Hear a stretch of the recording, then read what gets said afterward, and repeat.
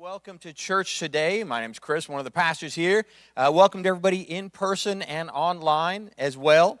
Hey, I was thinking about this year 2020. I was thinking, what would be a good illustration or a story to really summarize this challenging year? Because it's been a challenging year for most of us. You know, the only person or the only people that have thrived this year have been Netflix and Amazon. You know, they're doing great. But all the rest of us, you know, we've had some struggles this year. And I was thinking, well, there's a story of something that happened to me last year in 2019 that kind of fits, maybe summarizes what's happened to me this year. So last year, I was out for a great deal on Facebook Marketplace. And I found this item that I wanted, and it was way over in Charlotte. But it was such a good deal. I'm just like, that's worth the drive. So I had my day off. It was on Friday, and I was headed up to Charlotte to get this great deal, and I was pumped because I love to save money. And I'm getting there, and I'm going casually down the 321. But those of you who know, if you've been to Charlotte, how many of you have driven the I-85 from Gastonia to Charlotte? Raise your hand if you've driven that, right? Like, how would you in one word describe that? Maybe don't say that here in church. You know, maybe online you have a little bit more leeway, but don't type it in the chat maybe either. But, you know, you're driving down 321, it's casual, you know, this is great countryside. And you get on to Gastonia, you take that ramp, and you're just like, I mean, you've got to floor it so you don't get hit by a semi-truck coming, you know, 75 miles an hour down that road, and you have to get intense on that road, right? You're going from casual to intense, and I actually kind of like it. Right? Because you get on there and you're the race car driver, and I'm just like white knuckling it the whole way, and time, you don't even realize time is flying by because you're just so passing people, getting over into that fast lane, not hitting people, right? And it gets pretty intense. But on that day, I was liking it until everything stopped, right? And you slam on the brakes because everyone goes from 75 to 0 in like a couple feet, it seems. And somewhere miles ahead, there's some little fender bender. And it just stops all the traffic, right? So I'm stopped there. I'm just like, suddenly I'm thinking, you know, this couple dollars that I was going to save, I'm feeling pretty this feels pretty trivial. I'm feeling pretty ripped off about this, right? This is not worth the money. This is my day off, and I am stuck in traffic.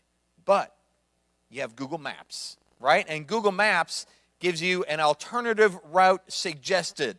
And so I'm just like, oh, okay, this is great. This is an alternative route. It goes through the wilderness. And by wilderness, I mean the suburbs of Charlotte, right? That is through the wilderness, through endless stop signs and stoplights and people's, you know, driveways and all kinds of things.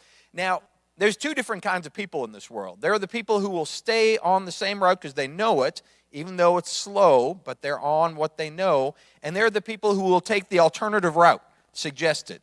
Now, I'll do a little poll here. How many people stay to what they know and they'll just sit at it for a while? How many of you are those people? Right? Yeah.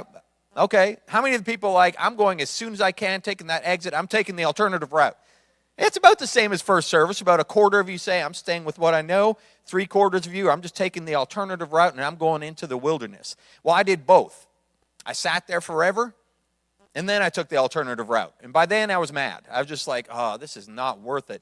But as I'm driving through the wilderness of the suburbs, Google Maps says 10 minutes to my destination. Okay, 10 minutes. I can do it. I get a call on my phone, interrupts my Google Maps, and it's the seller. I'm just like, oh, this is great because he's going to be ready for me. It's just going to go quick and easy, and I'll be done with this, and headed back to Lenore. And I pick up the phone. He says, hey, man, hey, don't worry about driving all the way to Charlotte. I just sold that thing. It's gone, so just don't worry about it. And I was just, usually I'm not an angry individual. And if I am, I usually don't verbalize that out loud. But this was as mean as I got, right? I said, buddy, I am 10 minutes from your house. And he said, oh, sorry about that, click. And I was just like, ah. And for a second I thought, I know his address. I could go over there. And I just like, oh, no. So I angrily made my U-turn. And I said, the only redemption I'm going to get out of this is if I turn it into a sermon illustration one day. And so there's my redemption, right? That's all I get out of that story. But it was a terrible story, right? And it makes for a good sermon illustration because it really describes 2020 in a nutshell for me, right? 2020, I thought I was going here, right? And I know how to get there. I know where I'm going. It's going to be a great deal. I've got my goal planned out. It's 2019. Remember a year ago, 2019, going into 2020, I have my life set out before me. And all of a sudden, alternative routes suggested, trouble comes up, everything screeches to a halt. It ends up being a bad deal, right? That summarizes my 2020. I can't blame it on 2020 because it was in 2019. But, that really summarizes it for me. So maybe for you, your year has been like that. Maybe you thought you knew where you were going, and life has sent you a big curveball. You've hit roadblocks, speed bumps, every other illustration that can mean you have to slam on the brakes and take an alternative route. Does that feel like that's been a little bit of your year, just a little bit? All right, yeah, a lot of nods and hands going up. Maybe you can't even blame it on 2020, right? I mean, there's the pandemic and the politics and all the crazy business, but maybe it's even something else. Like maybe it's, man, my marriage just didn't go the way I thought it would go this year. Maybe my parenting and my kids and my family just didn't go the way I thought it was going to go this year. Something I thought I knew where I was going, and all of a sudden I'm off into the wilderness. I've hit a roadblock. Something's happened. Maybe I know for our students, right? For sure, for school, your school did not end up the way you had expected your school to be, right? I mean, roadblocks and trying to learn online and all that, I mean, that's a challenge. Maybe it's your job. Maybe your job hit some unexpected roadblocks this year. And you're sitting there thinking, well, this is where I am right now, but where is God in it? And how do I cope with it? Right? Where is God in all of this? How do I cope with all of this? Well, this is where our Christmas story fits in perfectly. Because the story we're going to read today, Joseph and Mary and the Magi, they thought they had it all figured out. And we're going to wrap up with this story that has just a great parallel to where we're going. Because we thought we know where we were going, but all of a sudden we have to take an alternative route. And what do we do with that? Well, Joseph and Mary, the Magi, they had to take an alternative route. And it wasn't the shortest route. It wasn't the easiest route. But it ended up being the right route for the mission that they were on. So if you have your Bibles, we're going to turn to Matthew chapter 2 and read this story of Joseph and Mary and the Magi. And it fits right in to a 2020 story. And coincidentally, this is the story where the Star of Bethlehem is mentioned in the Bible. Now, how many of you guys saw those planets like Jupiter and Saturn? Raise your hand. Did you watch that? Yeah, it was a little underwhelming for me. I expected like a great aura to come and like a bright light to shine. And you saw it for a second as it sank below the sunset. But it was still pretty cool. Well, it mentions the Star of Bethlehem in this story. So it relates to us in all kinds of ways. So Matthew chapter 2, starting at verse 1. After Jesus was born in Bethlehem in Judea, during the time of King Herod, Magi from the east came to Jerusalem and asked, "Where's the one who's been born King of the Jews? We saw his star when it rose, and we have come to worship him." Now, as I read through the story, I just want to do a little bit of some mythbusters in here. I want to separate some facts from some fake news.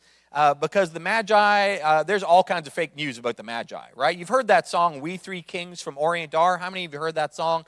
Yeah, well, there weren't three of them. They weren't kings, and they weren't from the Orient, all right? The song is completely fake news, all right? But you can still sing it. It's still a great song. And your nativity set, you're going to have to totally rearrange that thing after we bust this fake news. But there weren't, the Bible doesn't say there were three of them, right?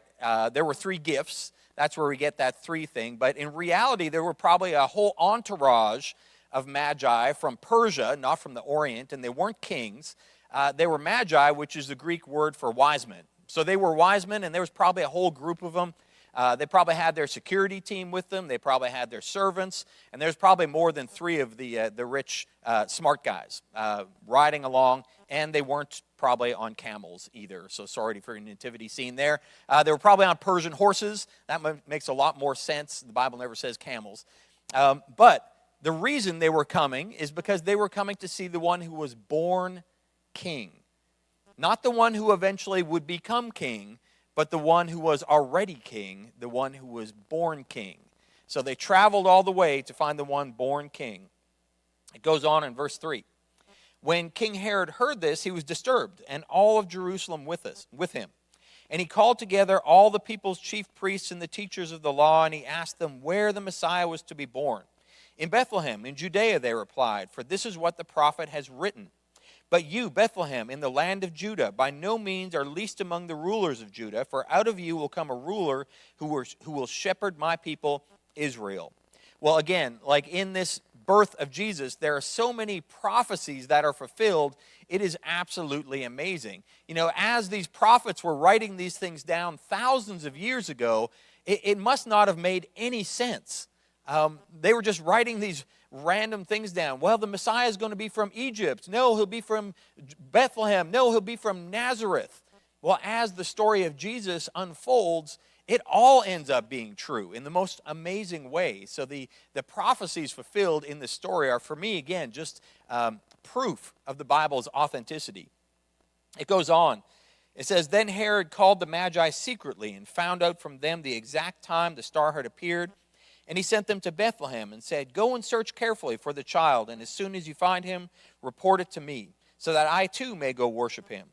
After they had heard the king, they went on their way, and the star they had seen when it rose went ahead of them until it stopped over the place where the child was. When they saw the star, they were overjoyed. On coming to the house, they saw the child with his mother Mary, and they bowed down and worshipped him. Then they opened their treasures and presented him with gifts of gold, frankincense, and myrrh." It's interesting, Jesus wasn't a baby anymore. He was a child. There's different, in the original language, there's different words for baby and child. It uses baby originally and then changes to child. And he wasn't in the barn anymore. He was in a house. So this entourage on Persian horses comes to a house where they find the child, Jesus. And this is where the Google Maps of the ancient days shows up, because the angel plays the role of Google Maps here. "And having been warned in a dream not to go back to Herod, they," the Magi, "returned to their country by another route." So the angels appeared to them and said, "Hey guys, you thought you were going to go back through Jerusalem? I've got an alternative route suggested for you here. You need to go a different way." And they must have been thinking, well, that's not the quickest way home. The best way to go home is through Jerusalem. But they knew that Herod guy was rotten and evil.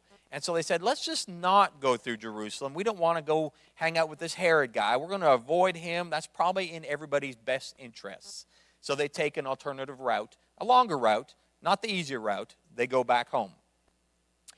When they had gone, the angel of the Lord appeared to Joseph in a dream. Again, this is Google Maps saying, like, hey, alternative route suggested, guys. This is the angel playing that role. He says, "Get up and take the child and his mother and escape to Egypt. Stay there until I tell you, for Herod is going to search for the child and kill him." You know, Joseph and Mary must have thought, like, hey, wait a minute here. We thought this was supposed to be a quick trip to Jerusalem or to Bethlehem and back. We just wanted to do the census. God's called us on this mission. We've accepted this mission to be the mother and father of the Messiah. I thought things were supposed to go easy on us, right? We just wanted to go to Bethlehem and back, have the baby, but now we had the baby over here, and that was complicated to begin with. And now you're saying go to Egypt? Man, what's with all the bumps in the road? What's with the alternative routes suggested? It got pretty difficult, but they listened. So they got up and they took the child and his mother during the night and left for Egypt, where they stayed until the death of Herod, which, by the way, was about 3 years. So what was just a quick trip to Bethlehem and back turned out into a 3-year, at least, complicated journey. And so was fulfilled what the Lord had said through the prophet, "Out of Egypt I called my son." When Herod realized that he had been outwitted by the Magi, he was furious, and he gave orders to kill all the boys in Bethlehem and its vicinity who were 2 years old and under, in accordance with the time they had learned from the Magi. So, there's the story. Joseph and Mary, they were called to a mission. At first, they were called to a mission, and it all went awry, and they had to do an alternative route. Now, let's just break it down a little bit. Now, first of all, for Joseph and Mary, life was going smoothly, right? Life was normal for these folks. They were just, before the angels started showing up and all the crazy business, life was just normal, and they were probably happy with that. Hey, we're just going to get married. We're going to raise up a family here in Nazareth. I've got my carpentry job. I'm going to provide for the kids. We're going to have a great family and settle down. We'll probably live to 40 because that was the average age people lived to back then. And our kids will just continue our legacy here in Nazareth. Maybe I'll teach one of the boys how to become a carpenter. And that was their normal life. The Magi were living a pretty normal life for rich people. right? They were just comfortable over in Persia. They had all their influence and all their wealth, and they were just in their comfort zone, and life was normal for them. But God called them to something bigger, right? God called them to something bigger than themselves. For Joseph and Mary, you guys are going to be parents to the Messiah. To the Magi, it was, you guys are going to go on a 2-month journey, 500 miles, to go find a young child who's going to be king of the Jews, right? And they go on this whole big, long journey, right? So I'll tell you what, life was normal. All of a sudden, they got called to something bigger, and they realized that the right route wasn't always the easiest route. They ran into a bunch of roadblocks on the way. And this is where it relates to us. I believe that we're all called to something bigger. Maybe we're just living our normal life, but I think there's just something in people that we feel called to something bigger. I believe that we're created to strive for bigger things. We're created to long for something beyond ourselves. And part of us wants just to stay to ourselves and stay normal and because we're created with that sinful, selfish nature. We just want to do us. But I just believe we're created in the image of God He wants more for us. So we're called to strive for things. We're called to want something bigger in our lives. And I think we should reach for those things. Maybe it's a spiritual calling. And a lot of you have made that decision in your life to say, hey, I just believe there's something more.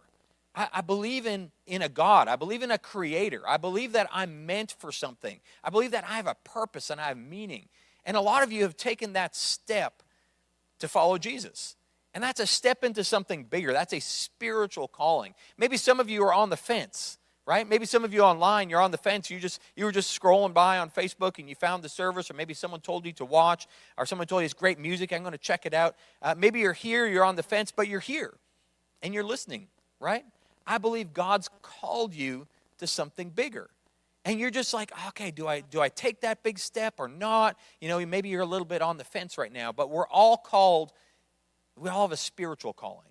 We're created with a calling for something bigger than just ourselves. Maybe it's a relational calling, right? You're called into a relationship. Maybe you've been called into marriage. Maybe you've taken that big life step into marriage, and you're taking that route, right? That's a big step. Maybe you've been called into parenting, right? Whether you're fostering kids or whether you have your own kids, your biological kids, you've been called to parenting. You just take that big step. You're called to something bigger than yourselves. Maybe it's in your job, maybe it's in your school, but you're called to something bigger. Just like Joseph and Mary, they were living their normal life. They were called to something bigger, and they took that step. See, I believe we should be taking that step. We need to raise the bar high in our lives. We need to say, well, what kind of job do I want to have? What kind of grades do I want to have in school? What kind of parent do I want to be? What kind of marriage do I want? And raise the bar high. I believe we're called to raise that bar high in our life, but the plan doesn't always work out like we expect it to, does it? I mean, it doesn't always. We know where we know where we should be going. We know where we want our marriage to go. We want to be like that Hallmark movie, right? We want to be where everything works out perfect in the end, and we just spend hours looking into each other's eyes over candlelight and glasses of wine, and it's just like, and we laugh together and we talk deep things together just all the time. Right, that's maybe that's more like The Bachelorette, more like Hallmark, but that's what we just have that idea for marriage, but maybe it's not quite working out that way. We've hit all kinds of bumps on the road, and we've getting into arguments, and there's struggle, and there's challenges. Right, maybe it's like that with parenting. We know where we want to go. We're going to be superstar parents, and our kids are all going to be awesome and successful and rich and talented. And it's just going to go like that. That's where we want to go. But then all kinds of things happen along the way, right? I hope we want to get great grades, and we want to get into that great college, and we want to get those raises in our jobs and get those promotions. We want all that stuff. We know where it should go, but all of a sudden life gets in the way and all kinds of things start happening in our lives, and things just don't work out the way we have planned. Our plan doesn't always work out the way we expect it to. And that's the same thing that happened with Joseph and Mary, right? They had all these dreams, all these plans, and their plans got rerouted. But the mission didn't end. Their plans were rerouted. So what do we do when we hit those speed bumps, when we hit those alternative routes in our marriage, in our spiritual lives? What do we do when we hit all those bumps along the road? What do we do when 2020 shows up and it was supposed to be smooth sailing because I made the right choice, but all these bumps got in the way? What do we do with that?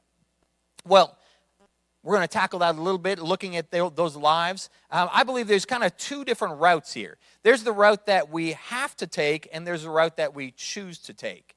Now, sometimes life just happens, right? And a lot of that has happened this year. Life just happens, and things have happened to us that we didn't choose. They just happened, and we have to react to what happens. So how do we react in the right way to things that have happened to us?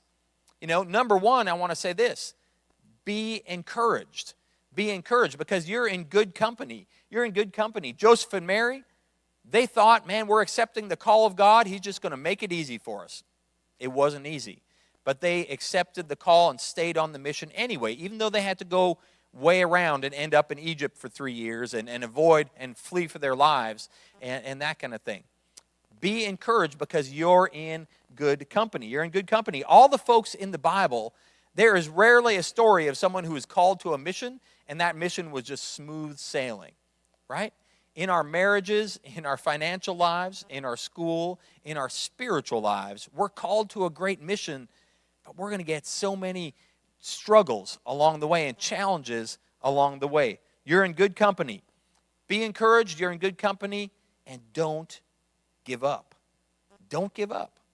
Joseph and Mary, I'm not sure what the conversation was after the angel showed up and said, by the way, guys, you're going to Egypt for an undetermined amount of time. I don't know what they talked about, but they didn't give up, right? They packed up. They had some gold, frankincense, and myrrh. That's paid for their journey up there, paid for their room and board, and eventually they made their way back to Nazareth to raise up the baby Jesus, right? Don't give up, right? Because God takes you on an alternative route doesn't mean it's over. So think about, your marriage. Think about your school. Think about your spiritual life. Be encouraged. Don't give up. Keep going. You maybe don't know where this route is going to take you, but keep going at it. That's what happens when life just kind of happens to you. You didn't choose it, but you're in the middle of it, and you have to react to it. Don't give up. Be encouraged. Now, this last one, as we get ready to close, I want to challenge you with this. Maybe you're in the situation where you need to choose an alternative route. You need to choose an alternative route because you've been through 2020, right? And they say that trials are the best teacher. So you've been through 2020, you're looking back, oh, well, that didn't kind of work out as planned, and that didn't really go as I wanted to, and that didn't work out, and I had my goal set out here, my route was straight, but I had to get a big roadblock in the way and go this way. Maybe now's the time where you make a decision. I want to choose a different way to get to what my goals are, right? So if your goal is a great marriage, and you look at 2020 and you go, I don't know if that route has gotten me any progress on this. Now's the time to say, I wonder if there's a better way to have a great marriage, right? I wonder if what can I do? What route can I choose so that I can be a better husband to my wife or a better wife to my husband? What route can I choose to make it different and choose another route to get to that great marriage? Because this year my route didn't work out so well. I need a different route. If you look at your spiritual life, how is your spiritual life this year? You might be thinking, it wasn't so great. It wasn't what I expected it to be. I have more doubts than I have faith right now. I'm kind of struggling.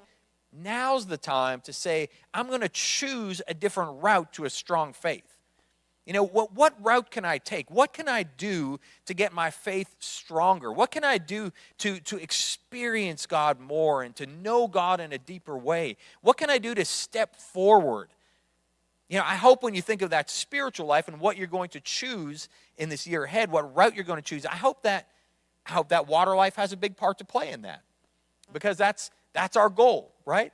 To all be on this path together towards knowing, growing, and going in our relationship with Jesus, right? So we're all on the same mission. We want to help you figure out what route you need to take to get to that strong faith. And maybe for you, it's serving in church. Maybe it's just attending on a regular basis or tuning in every Sunday. Just being regular with your in-person or online attendance, just soaking in that worship and that teaching. Maybe it's going on a mission trip. We've got mission trips planned for this year, for 2021. We're not limping into 2021 kind of all broken and wounded. We are learning from 2020, and we're charging into 2021. We don't know where it's going to go, but we know what our mission is, so we're taking steps forward. So we've got our mission trips planned.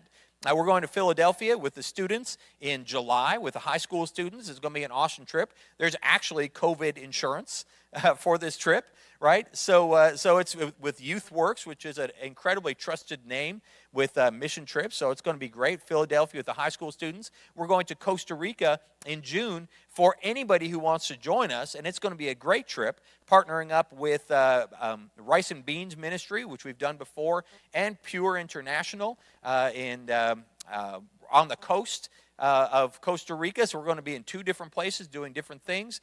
It's going to be incredible. Maybe a mission trip is part of your alternative route to grow in your faith.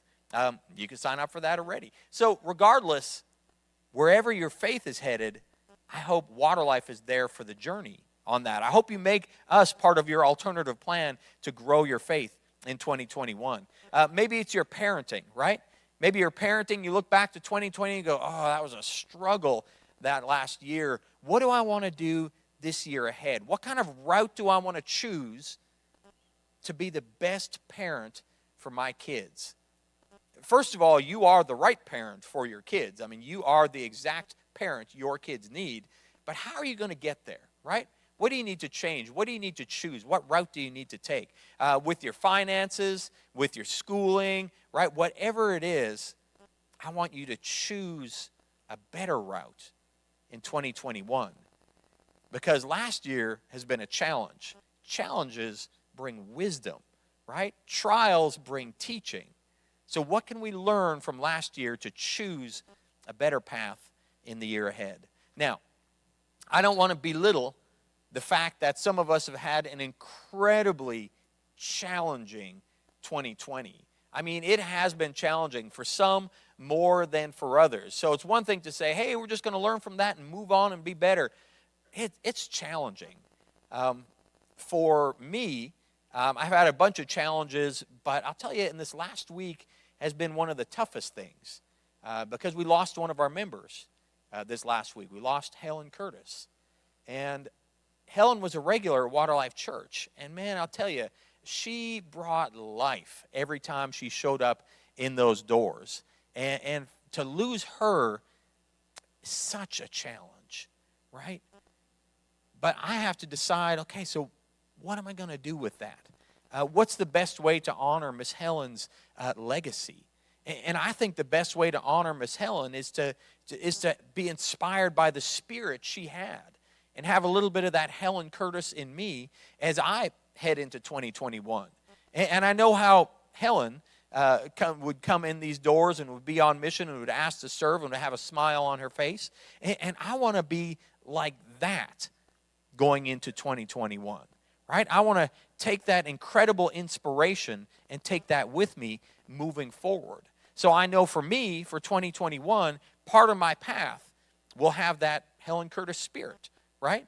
Man, imagine how Helen would do this event, and she'd be fired up about this event, right? I want to have that. So that's part of my different path, my alternative route in 2021 because of what I've learned from 2020 through some of the hardships. So what are you going to take with you? You know, as we get ready to close, we're going to call the band up, and I want to pray for strength in you You know, if you've had a situation where you've been kind of forced onto a different alternative route, I want to pray for strength for you for that. And I want to pray for encouragement. I want to pray just like don't give up. And I want to pray for wisdom. As you go into 2021, what route do you need to change? What alternative route is going to bring you closer towards the mission that God has called you to in your spiritual life, in your relationships, in your job, in your school? Man, we need some real wisdom, and now's the time to decide, right? Now's the time to make a decision to say like, hey, going into this next year, I'm choosing a different route. I'm choosing to do something different. And you know what? With all these paths, the right path always starts with Jesus. I mean, I kind of said, you know, there's a spiritual path, and there's a marriage path, and there's a family path, and there's a school path. But I'll tell you what, when Jesus is in all of those routes, just life goes better, right? Not easy, not quicker, but better, right? So when Jesus is in the middle of all that stuff, those paths go better. So I invite you to do that. Invite Jesus into every route that you're going to take. Every route that you've been forced into or that you choose to take, invite Jesus in, and your path will lead you towards that mission, maybe in a way that you didn't expect it.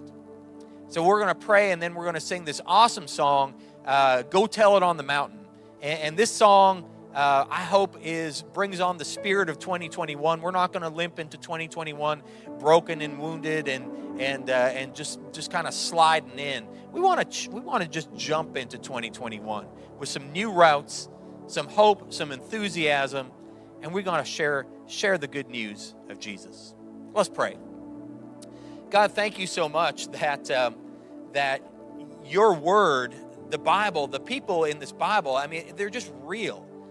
They didn't have it easy. They accepted big, huge, scary missions, and then they didn't even go easy. Those missions had all kinds of road bumps and detours along the way. But God, I thank you that for so many of those people, they just kept going. They were in it for you, Jesus. God, I just pray for us here in this room and us online today. God, some of us have been forced into a route that we didn't want to take. God, give us strength and encouragement. God, you can be in the middle of our situation, as rough as it is. So God, I just invite you into the middle of all of it. And God, for those of us who need to choose a different route to accomplish our mission, give us wisdom. Give us courage, God, to choose that route and to step forward onto a better path towards a mission, a better path towards a great marriage or being great parents, or a better path towards being a great student in school. God, a better path in our job, a better path in our faith. Give us wisdom and strength. And God, if we have not invited you to be a part of our path, God, we just invite you right now. God, whatever I'm going through, just come into my life and be my guide along this path. And God, whatever route you want me to take, God, I'm going to be obedient and I'm going to follow you, God, and I want to be a part of this incredible journey. So God, I just thank you for all you've done. Guide us as we move forward in Jesus' name. Amen.